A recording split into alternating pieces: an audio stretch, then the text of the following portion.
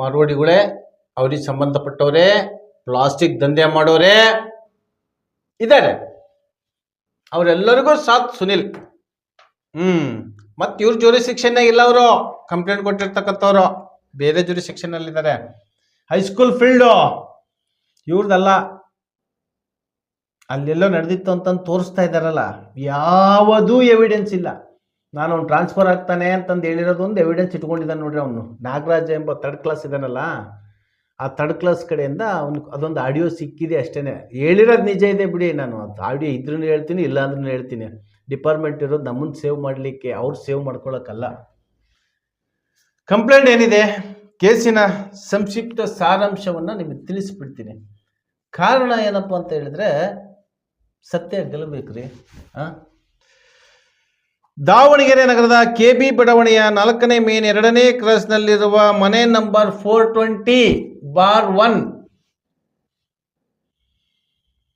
ಸಾಕ್ಷಿ number 1, ಸಾಕ್ಷಿ number 4 ರವರೊಂದಿಗೆ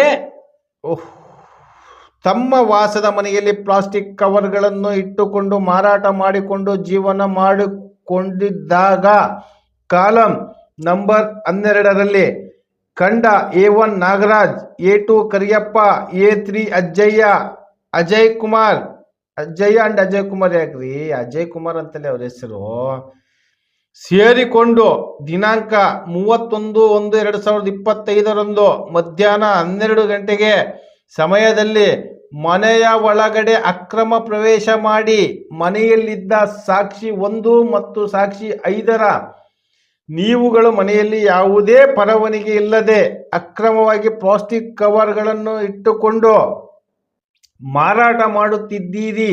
A1 ಆರೋಪಿತ ನಾನು crime branch police ಅಂತ ಸುಳ್ಳು ಹೇಳಿಕೊಂಡು A2 ಮತ್ತು A3 ವಾಯ್ಸ್ DVG ವಾಯ್ಸ್ ಮೀಡಿಯಾದವರು ಅಂತ ಹೇಳಿಕೊಂಡು ಮನೆಯ ಒಳಗಡೆ ವಿಡಿಯೋಗಳನ್ನು ಮಾಡುತ್ತಿದ್ದಾಗ ಸಾಕ್ಷಿ 1 ಮತ್ತು ಸಾಕ್ಷಿ 5ರ ನಮಗೆ ಕಾಲಾವಕಾಶಗಳನ್ನು ಕೊಡಿ, ಎಲ್ಲ ಪ್ಲಾಸ್ಟಿಕ್ ಕವರ್ಗಳು ಮಾರಾಟ ಮಾಡುತ್ತಿದ್ದೇನೆ ಎಂದು ಹೇಳಿದರೂ ಕೇಳದೆ ನಿಮ್ಮಗಳ ಮೇಲೆ ಕೇಸ್ ಮಾಡುತ್ತೇವೆಂದು ಬೆದರಿಕೆ ಹಾಕಿ ನಾವು ಹೇಳಿದಷ್ಟು ಹಣವನ್ನು ಕೊಡಬೇಕೆಂದು ಬಲವಂತಪಡಿಸಿ A1ರಿಂದ A3 ಆರೋಪಿಗಳು ಸೇರಿಕೊಂಡು ಸಾಕ್ಷಿ 1 ಮತ್ತು ಸಾಕ್ಷಿ 5 ರವರೆಗೆ ದಾವಣಗೆರೆ ಹೈಸ್ಕೂಲ್ ಫೀಲ್ಡ್ ಹತ್ತಿರ ಕರೆದುಕೊಂಡು ಹೋಗಿ ನಿಮ್ಮ ಮೇಲೆ ಕೇಸ್ ಮಾಡಬಾರದು, ಆದರೆ 3,50,000 ರೂಪಾಯಿಗಳನ್ನು ಕೊಡಬೇಕಂತ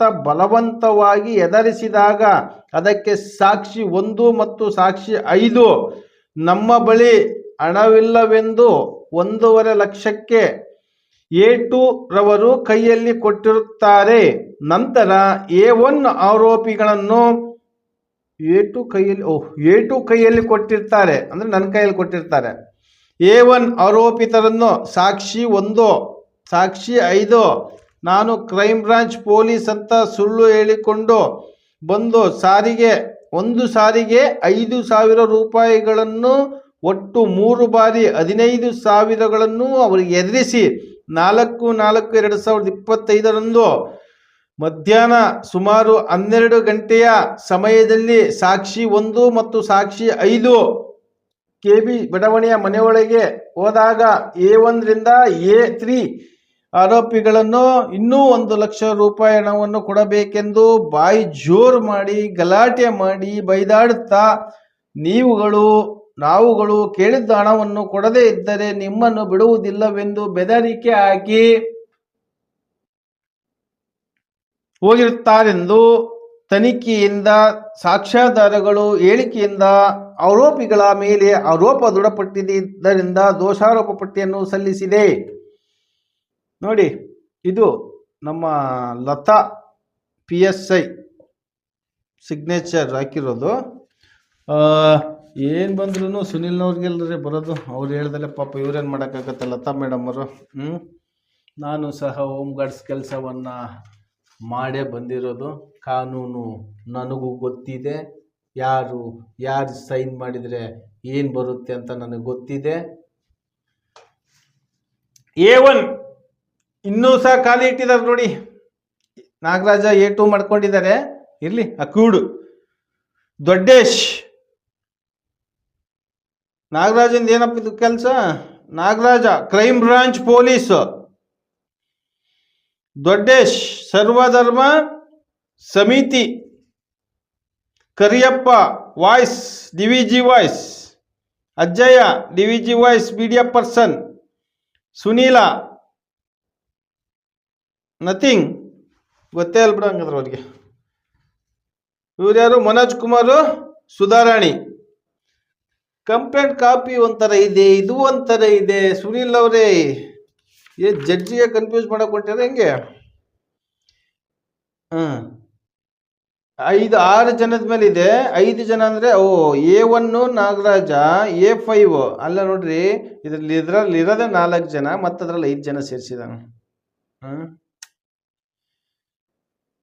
ಪರ್ಸನ್ ಯಾರು ಜಾಸ್ತಿ ಮಾತಾಡಿದ್ರೆ ಅನೋನ್ ಪರ್ಸನ್ ಅಂತ ಇರ್ತಾರಲ್ಲ, ಅದಕ್ಕೆ ಹಾಕ್ಬಿಡ್ತಾರೆ ಇವರು. ಯಾರು ಅವ್ನು ಕಳ್ತನ ಮಾಡದೇ ಇರಲಿ, ಅವ್ರು ಹೇಳಿದ್ ಕೇಳಲಿಲ್ಲ ಅಂತ ಹೇಳಿದ್ರೆ ಮುಗಿದೋಯ್ತು. ಈಗ ಕಂಪ್ಲೇಂಟ್ ಯಾವ ರೀತಿ ಕೊಟ್ಟಿದ್ದಾರೆ ಅನ್ನೋದ್ರ ಬಗ್ಗೆ ತಿಳಿಸ್ತೀನಿ. ಆಮೇಲೆ ಇದನ್ನು ನಾನು ಸ್ಟೆಪ್ ಬೈ ಸ್ಟೆಪ್ ತಿಳಿಸ್ತಾ ಹೋಗ್ತೀನಿ. ಪಾರ್ಟ್ 1, ಪಾರ್ಟ್ 2, ಪಾರ್ಟ್ 3, ಪಾರ್ಟ್ 4 ಅಂತ ಈ ಥರ ತಿಳಿಸ್ತೀನಿ. ಯಾಕೆಂತಂದರೆ ಸುಮಾರು 100 ಪುಟಕ್ಕಿಂತಲೂ ಜಾಸ್ತಿ ಇದೆ ಅಂತ ಅನ್ಸುತ್ತಿದ್ದು. ನಾನಿಲ್ಲಿ ಕ್ಲಿಯರ್ ಕೊಡ್ತಾ ಇದ್ದೀನಿ, ನಿಮಗೆ ಮತ್ತೊಮ್ಮೆ ಕ್ಲಿಯರ್ ಕೊಡ್ತಾ ಇದ್ದೀನಿ. ಈ ವಿಚಾರದಲ್ಲಿ ನಾನೇನಾದರೂ ತಪ್ಪು ಮಾಡಿದರೆ ನನಗೆ ಶಿಕ್ಷೆ ಆಗಲಿ.